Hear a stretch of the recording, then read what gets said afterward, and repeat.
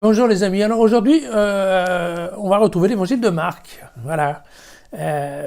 Alors le chapitre 16 et les versets 15 à 20, je vous rappelle que le chapitre 16 à partir du verset 9 a été un rajout tardif. Donc on ne pas considérer ça comme étant le texte original. Il leur dit, allez par le monde entier proclamer l'évangile à toutes les créatures.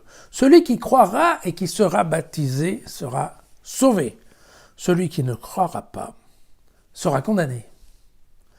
Et voici les signes qui accompagneront ceux qui auront cru. En mon nom, ils chasseront les démons, ils parleront des langues nouvelles, ils prendront dans leurs mains des serpents, et s'ils boivent quelque poison mortel, cela ne leur fera aucun mal. Ils imposeront les mains à des malades, et ceux-ci seront guéris. Donc le Seigneur Jésus, après leur avoir parlé, fut enlevé au ciel et s'assit à la droite de Dieu.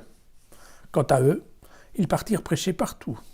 Le Seigneur agissait avec eux et confirmait la parole par les signes qui l'accompagnaient. Voilà, donc c'est le final de cette conclusion longue. Donc je vous rappelle que ça a été, globalement, ça a été rajouté, on pense, dans la première moitié du IIe siècle. Donc aux alentours des années 150, vous voyez, 50 ans après Saint Jean, pour simplifier. Alors, et pas loin de 100 ans, peut-être pas, mais pas loin, après la version originale de l'évangile de Saint Marc. Donc en fait, c'est quand même un rajout plus que tardif. Voilà. Tout simplement pourquoi? Eh bien, c'était, bien sûr, comme toujours, les évangélistes, enfin, les gens écrivent sur la demande de leur communauté, de leurs lecteurs. Il est évident que c'est quand même pas très facile de motiver une communauté sur la base de femmes tremblantes qui ont peur et qui disent rien parce qu'elles ont vu le tombeau ouvert. Donc il a bien fallu rajouter quelque chose et on l'a fait.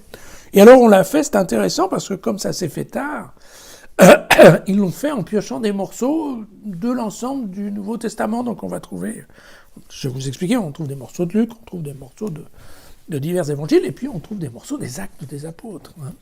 Voilà, l'appel à la mission, lui, typiquement, ça vient de Luc.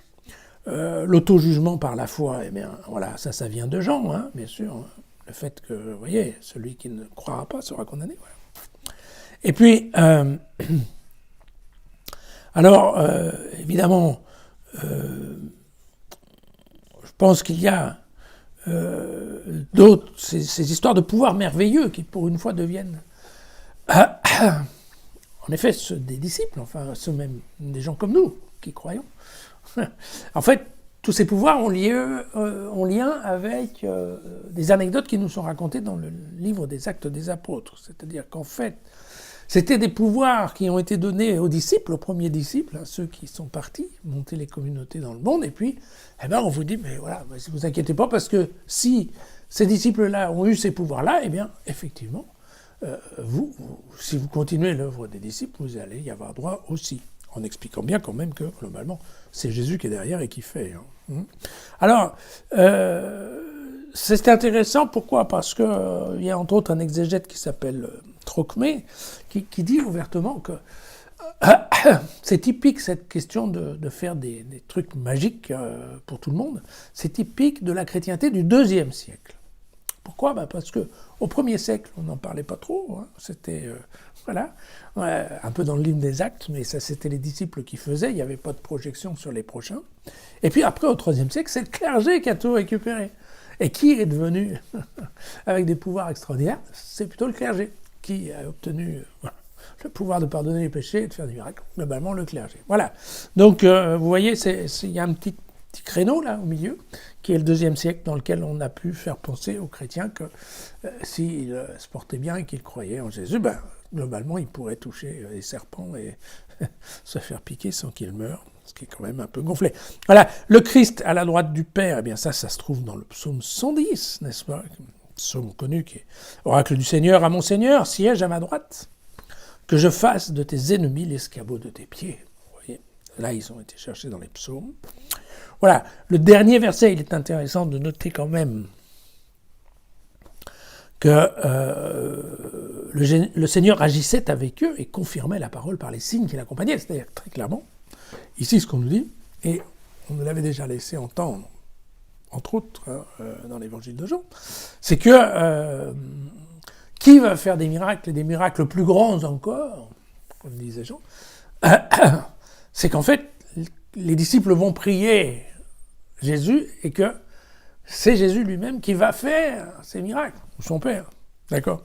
C'est comme ça, c'est dans ce sens-là. C'est pas vraiment les disciples eux-mêmes qui vont avoir des dons incroyables. C'est surtout qu'ils vont prier Jésus. Jésus va leur envoyer le don que ça se réalise. Donc c'est amusant parce qu'on ne retrouvera pas ça dans beaucoup d'endroits, cette question de Jésus qui va accompagner les disciples pour leur donner un coup de main, en fait. Ça, dans les autres évangiles, ce n'est pas explicité aussi bien. Voilà, si la finale, elle met en valeur cette côté, vous voyez, de l'universalité de la mission, puisque, vous voyez, aller par le monde entier. Pourquoi ? Tout simplement parce que au moment où ça a été écrit, au IIe siècle, typiquement, il y avait commencé à y avoir un problème, certains découragements dans les communautés chrétiennes, tout simplement parce qu'elles étaient persécutées. La persécution par les Romains s'était intensifiée, par les Juifs, je ne sais pas. Mais ce qui est certain, c'est qu'il commençait à y avoir une sorte d'étouffement de l'enthousiasme, et que globalement, il était bon de renvoyer un peu d'énergie pour appeler les jeunes à continuer la mission qu'avaient commencé les premiers, aller aussi de par le monde, et en leur vendant comme carotte que, globalement, ça allait...